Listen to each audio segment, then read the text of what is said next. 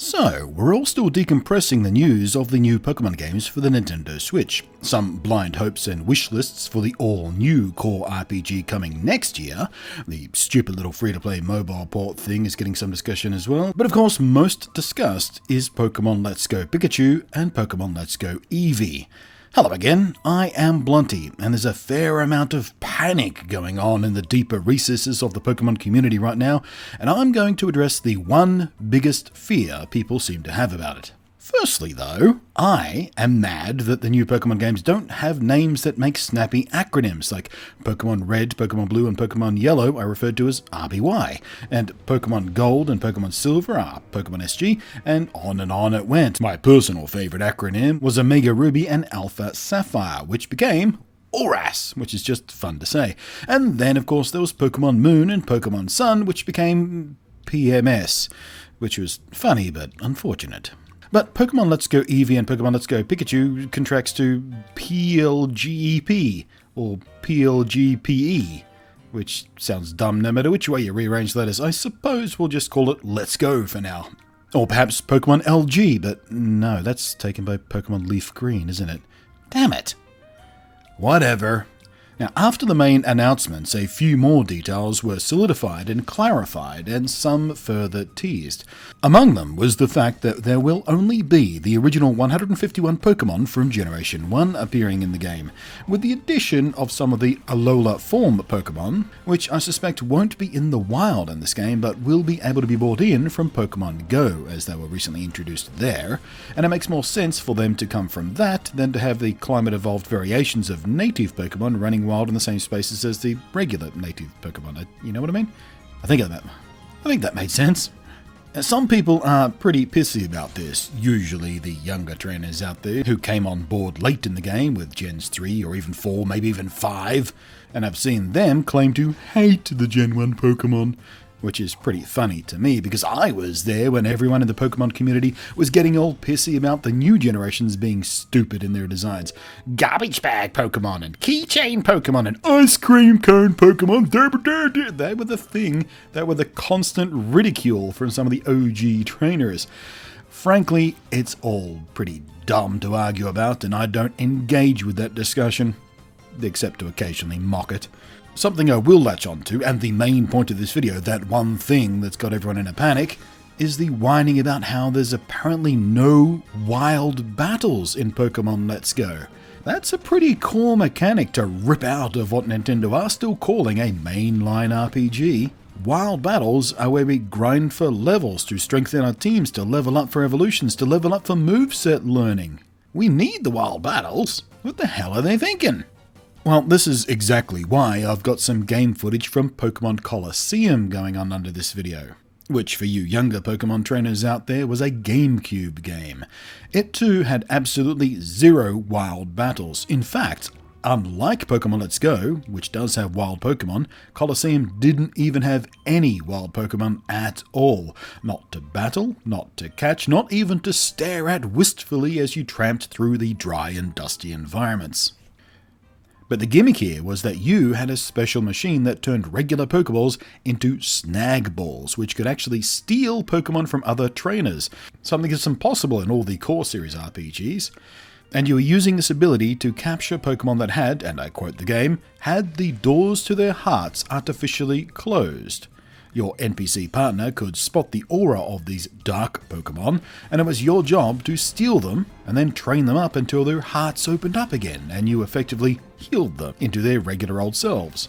And as you progressively did that, they'd gradually get their old movesets back, they'd trust you more and not go into a kind of rage mode as often and ignore your orders, things like that. It was actually a fairly complicated and deep and challenging process that really mixed up the whole basic mechanics of fights and captures and training. But of course the point is, without any wild Pokemon in this game at all, there was still plenty of opportunities for trainer battles and trainer re-battles to do as much leveling as you needed or wanted to do.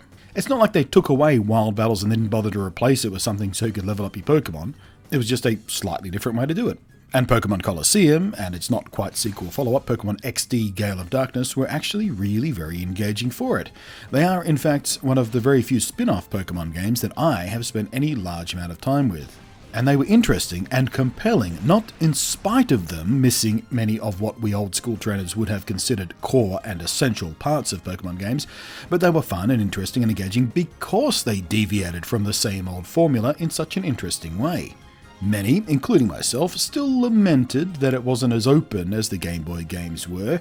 It was an extremely linear game. You were very much more on rails than in any other RPG Pokemon game to that date. And we all said we wish it had wild Pokemon and side questing and all that kind of stuff. But in the end, if you accepted it for its own merits and not what you think it should have been if you were making it, it was a very worthy Pokemon game. And just like back then, newer trainers are very worried because Pokemon Let's Go has nuked what many of today's players think are indispensable parts of a Pokemon RPG game. That it will be too dumbed down or simplified, or to use a word I hate, kiddified, in order to make it accessible and attractive to brand new players for it to be any fun for experienced players. I'm telling you right now, it's not necessarily a foregone conclusion. Now, using Pokemon Colosseum as a reference point at this point isn't quite the same because that was a much darker and more sort of grown-up story than many other Pokemon games, but the point is, mechanically, it changed. It was different and scary. And just as I rapidly grew to love the new challenge of Dark Pokemon and the Snag Machine, and the very different kind of Pokemon story that Colosseum was telling, despite being initially resistant to something so different to what I'd loved about the core RPG games, I still very much enjoyed it and remember it with great fondness. So don't close your own hearts off to Pokemon Let's Go just yet. Wait to play it, or at the very least, wait for more information about how the mechanics of the game actually work before getting all wound up about it, and your own and other people's assumptions about how it might work. It might be as fun as Colosseum's twist on the series was, or it may very well be an annoyingly insipid grind more like what leveling in Pokemon Go was like, which I personally don't like. Point is, we don't know yet. I'm leaning towards that we'll just be able to rebattle large amounts of trainers for experience, and perhaps earn some experience for catchers, maybe larger amounts of experience for new catchers. Maybe caught Pokemon will carry some kind of resource for leveling. Maybe it's all of the above.